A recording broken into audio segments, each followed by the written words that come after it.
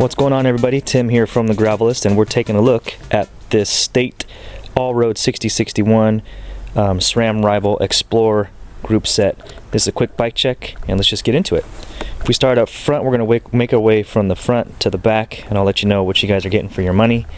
And we're going to kick it off with these 650B wheels, paired with these Vittoria Torino Dry 650 by 47C setup tubeless tires. I went ahead and purchased the tubeless kit that came as an option with this bike, and it worked out great. I did not opt in for the monster fork because I didn't think I would be doing any types of riding that would require, you know, more mounting points, and I kind of like the thin profile. I don't know actually if that's any different than what the monster fork is, but I just stuck with the stock carbon fork. So again, 650B wheels, State branded right there, with those Vittoria tires on there. Super nice. They're actually pretty soft, softer than I thought. When I was setting them up tubeless, I realized that they're pretty soft, so I'm going to be interested. It's going to be interesting to see how those hold up off-road. On the front, we've got a 160 millimeter. What is that? A 160? I think. Yeah. 160 millimeter rotor in the front, 6-bolt bolt on there. We've got a through axle in the front, and that SRAM Rival HRD flat mount caliper. That is a mouthful, but that is a beautiful, beautiful thing. If we go up again, we got the State stock carbon fork. This is the, I think this is the Woodland frame. It's like a dark green, sparkly. If we can hit the sun here real quick. You can kind of see the dark green sparkles, and it looks absolutely insane in person. It's dark green. Paired with these tannies, that bike looks absolutely gorgeous. If we come up top here, we got State branded bars and stem and cap right there. Nice compact bars, not bad. We got the SRAM, this is like the meat of all of it, but the SRAM Rival XPLR brifters, and these things are so comfortable that I've heard that they're a little bit different than the red brifters and everything in their ergonomics, a little more smaller, more compact, but they look great. Super responsive brake levers there. And we got the wireless shifting here, so that's super cool. Nice feedback on that. Nice clicks. And left is easy, right is hard. You can also program it that if you press them both together, that can trigger like a dropper, or the front chainring if you have that. Pretty clean cable management here. I kind of tidied things up. When they first came to me, the bars are routed up here, but then I unwrapped everything. That's why you kind of see these little wear marks on there, and then put the cable underneath. But black label bars there. I added that little grommet thingy on there to help protect the frame and not have any clanking. This is a size 51. I am 5'9", 5'8.5". 5'9", with a 31.5 inch inseam, or 31 inch inseam. I was a little bit in between sizes, but I'm so stoked that I went with the small because it fits perfectly. I got a good standover height. I got about ½ an inch to an inch of clearance between my my bits and the top of the top tube there, so there's a good amount of distance.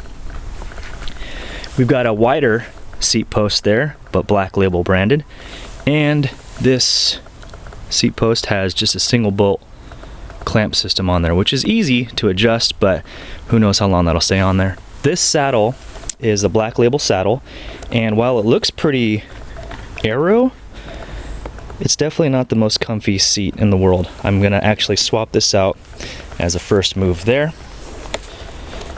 And again, the frame looks gorgeous, man. That all-road frame, love the lines on it. It's fast, it feels responsive. I put these dual purpose pedals on there, Shimano. We got the SRAM. These are 165 millimeter cranks, which I love that only come on the size small. Again, this is a 51 size small, but the 165 cranks come on the size small, and as soon as you go into medium and larges, then you jump up to 170. You got a very subtle black label branding on the seat tube here, and that looks very clean. We keep it moving to the back. Oh, we got a SRAM 42 tooth X-Sync front chain ring on there. I guess I can just say chain ring, and that looks super clean. We move it back. We got the what is this, a 10 to 44 tooth 12-speed cassette with that new Explorer or rival, or that AXS chain with the flat top on there. Looks super slick. Again, 650B wheels with the Torino dry tubeless ready 650 by 47C tires in the back. Looks so good. That tan with that green, I'm telling you, looks so good. And again, the meat of all of it is this Rival Explorer derailleur. Not derailleur. Yeah, it is a derailleur. Where you can have like a little bit of a longer cage there, or arm there, which allows for the wider range gearing, which I cannot wait to take this thing off-road and get ripping on it. So you got two bottle mounts right there if you need it.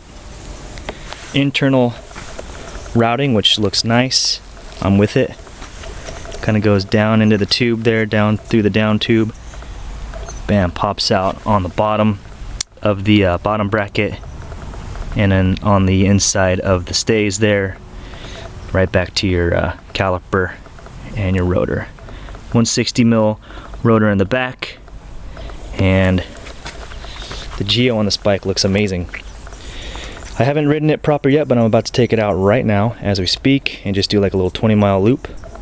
I'm gonna see, that's gonna be all on road, so we're gonna see how it feels on road, and stay tuned for the full review because I'll be working on that.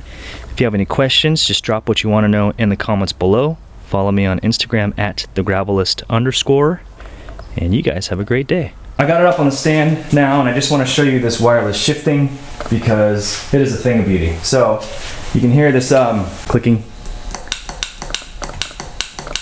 Lots of solid feedback there. And on the other side, same deal. Very clicky, very responsive, no complaints there. Let's check out this derailleur kind of shifting through gears here. Check it out. Let me wake up the bike real quick. All right. So listen to this. Very subtle.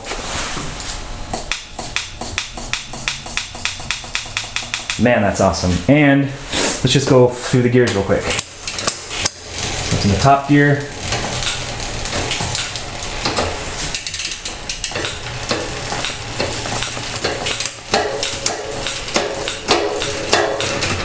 I'm not sure if you can hear when I'm clicking the shifter, but man, it is shifting so smooth and so quickly.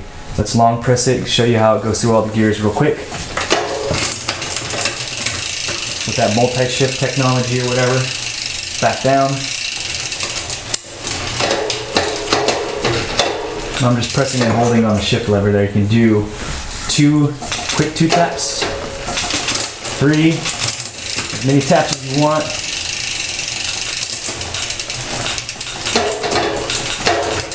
Just incredibly responsive. That is so sick. Dude, I almost forgot. Gotta get it on scale for you. So there's a claimed weight of, I think it's 22 pounds for the medium and the small, but I've got pedals on this. And let's see how much it weighs. There you have it. Can you see it? Nope, not at all. So with pedals, we're looking at 22.36 pounds, or 10.14 kilos. And that is a very light bike. Stoked to see that this bike is crazy light for an all-road gravel bike. And I'm gonna go ride it right now.